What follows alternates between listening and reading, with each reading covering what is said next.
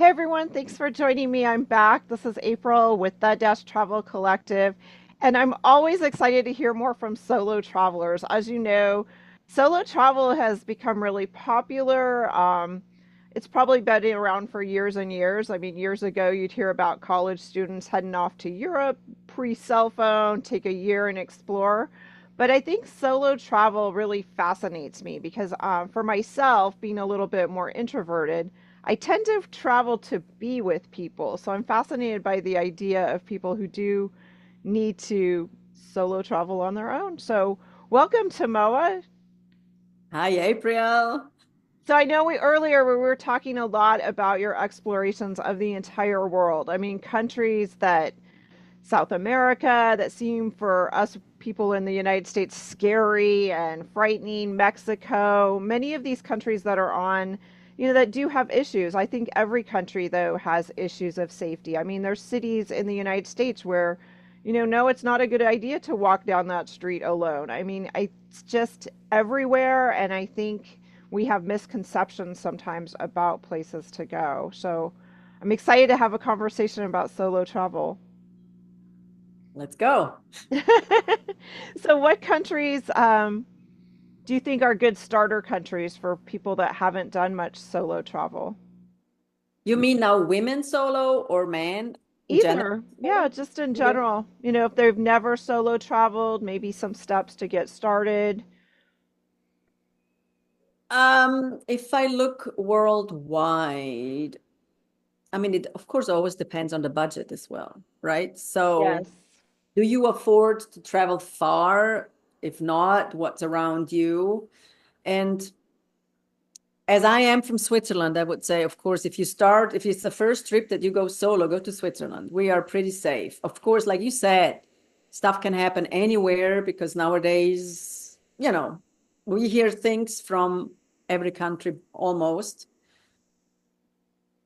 But as a solo traveler, it's always also the question, am I going to go and rent a car? Am I going to go and travel with public transport? If so, does this country even have public transport? In some countries, there's not much of that around. Or if I go as a solo traveler, do I feel safer if I book a group? How you call that? Like a group tour or something. Yes. I mean, there are people out there that offer tours for solo people, right? And Right. especially also for solo women. I came across that the other day and I thought, oh, that's nice for those who are afraid, or also those who want to meet other people, or also those who want to maybe meet a potential other partner, right? Because Yes. they're single and don't want to be single. Right. So there's so many, those are the questions you have to answer to yourself. What's my budget? Do I want to rent a car? The question is also, if I do rent a car, the probability to meet people is less likely than if I go out and I am in public transport, or then I go out and I am in an organized tour. Yes, I agree. So I'm just thinking of the countries that I have been that I think are really safe. I felt in Oman, I felt super Mm. safe, and it's a beautiful country. I do not know about, I am pretty sure every country nowadays has companies that organize tours within the country. I am a freelance tour guide as well. So I have groups that book in Switzerland and I go with them to Oman, for instance, right? But Oh, we come from interesting. Switzerland as a group. Now, most countries, you can Google up a country and see what company is organizing tours, so I can book with a company within the country, which means you're going to meet people from all over the globe, probably. And the question is also, if you go and travel, what is it what's your main thing? Do you want to go and explore nature? Do you want to go and meet people? Because then probably you're going to choose hotels that are in the party zone, right? Right, Not right. out in the boonies, in the desert, or on the mountain or something, right? What is it that you want to achieve? Or are you a photographer? Do you want to have a specific tour that is for photographers? All of that exists nowadays, and also that you can do as a solo person. Are you a birdener? How I call that? Yeah, a birder. a person that is into birds. I mean, Right, what's the yes. word? It's birder. I think it's A birders, birder. right? Yeah. Yeah. So many groups out there for this type of people.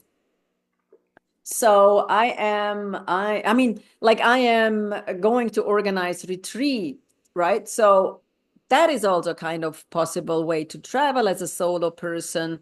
Do I want to go into a retreat? So I am in another country. I might be a few days in the same spot because I do a travel within to for my healing or for my well-being or for my spiritual whatever endeavor you have. But then you can always add on, do I want to go before or after on a solo trip through that country? Or maybe I meet somebody in that retreat that we can hook up and we go together. I mean, there's so many possibilities. No. I know actually that is the beauty is deciding why you want to go solo travel. What is it that you're needing?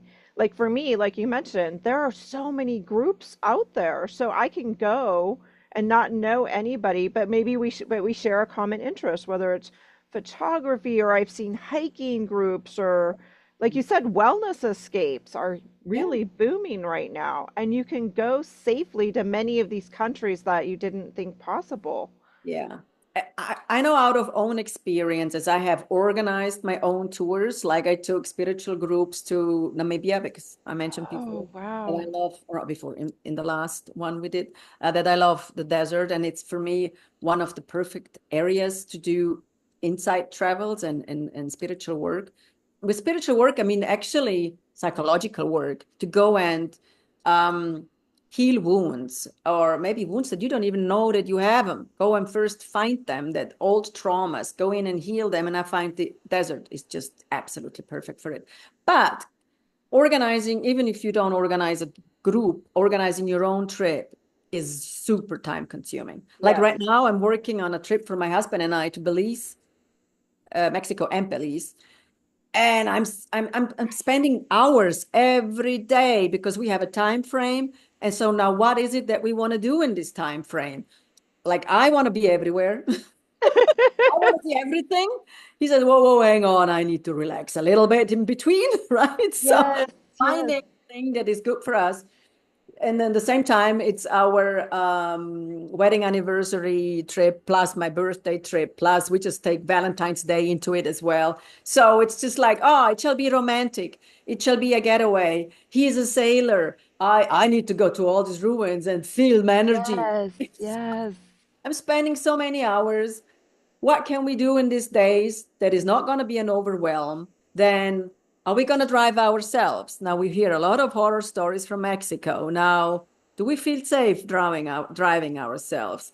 Um, what kind of accommodation? And then I am Googling, good gracious, hours looking at accommodations for one spot because there is so much to choose from. And it's like, okay, now I think I'm going to go there. Then I'm going to go on TripAdvisor and check comments because, if you are on the page Yes. of one hotel, everything looks nice and all the comments are nice.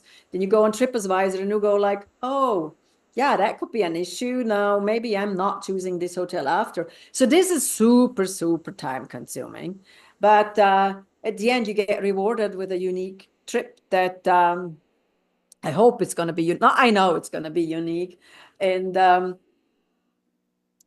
it's also, you know how it is. So you start Googling something, then there is a link, and there is a link, and there at the end, you have 350,000 links open. I know. And the night, it's 4 o'clock in the morning. I know.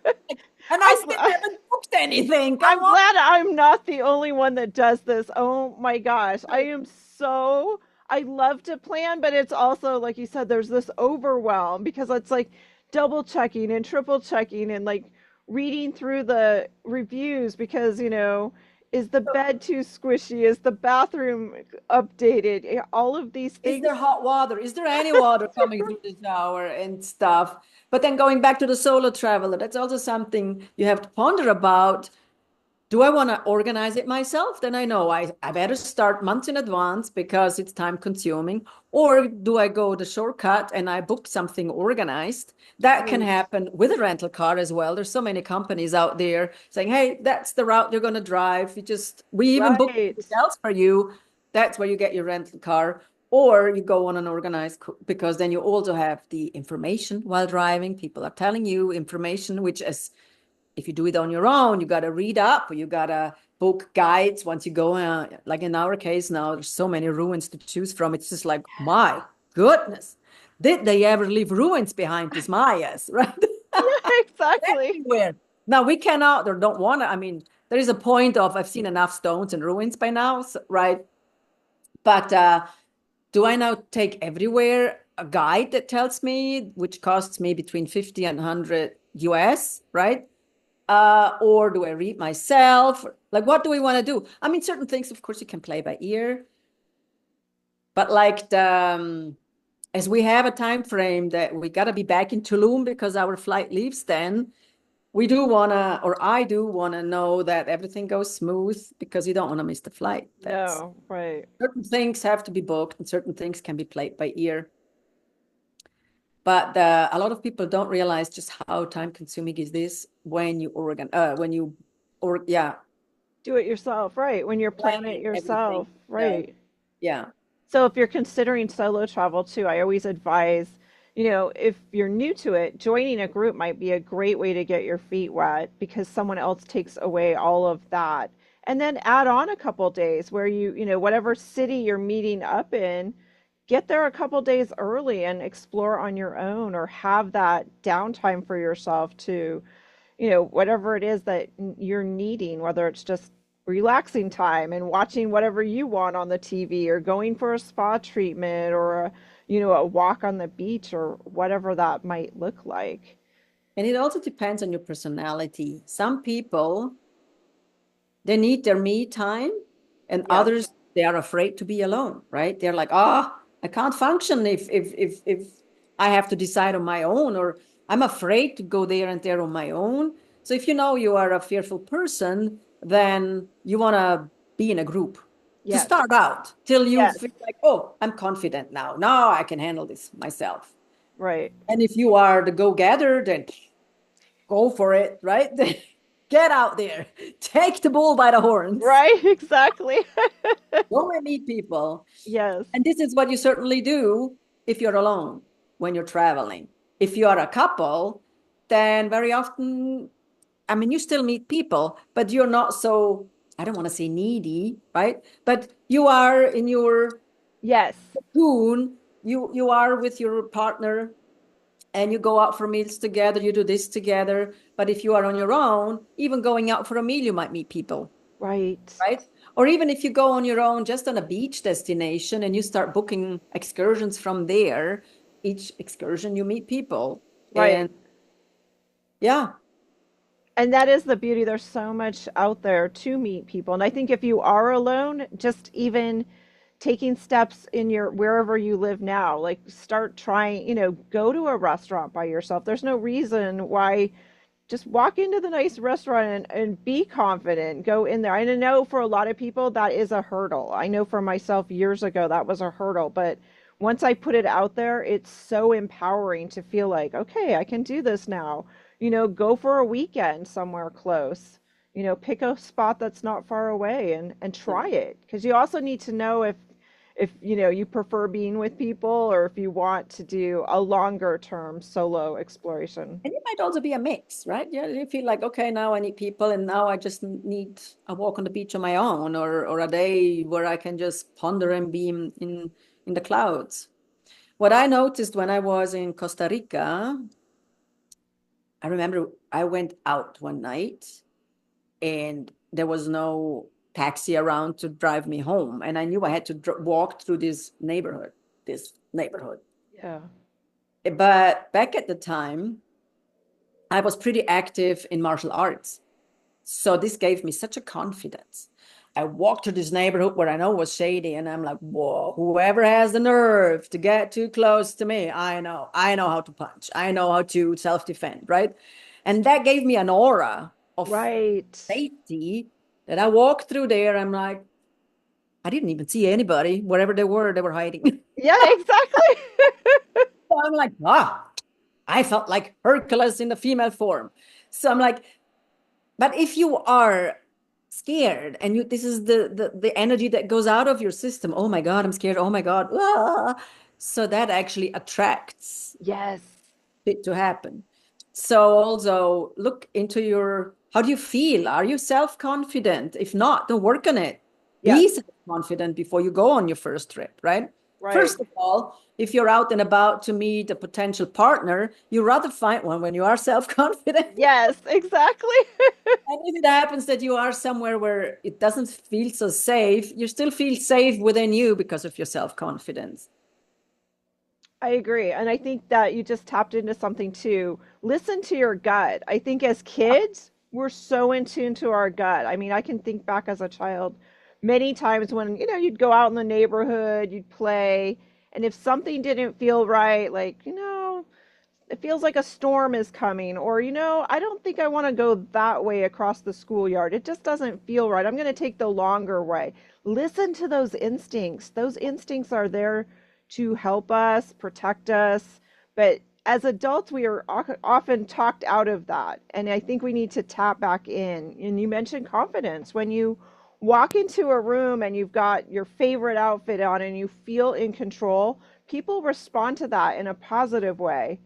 If you Absolutely. walk in and you're like, you don't feel right, you don't like your hair or what you're wearing, you tend to like give off that, not confident vibe or that scared vibe, and that's going to attract different emotions. Oh, are you feeling okay? Are you all right? And you'll see that it's so true. So working on yourself. And what you mentioned, the gut feeling, is what I call the intuition. And in my personal experience, each time I did not listen to the intuition, and whatever happened, happened. And I was like, I knew better. Why didn't I? Why did I not listen? So eventually I just started to listen right away, right? It's the Yeah. big, it's like school of life, gives you hints, and you're like, yeah, brush it off. And after you're like, now I know better. So if that happens several times to you, you realize, okay, I should listen. And yeah, your intuition is never wrong. Even it might look weird, maybe it Right. sound like out of the world, or you're like, huh? But at the end, you will know why that feeling was or that intuition popped up. Right.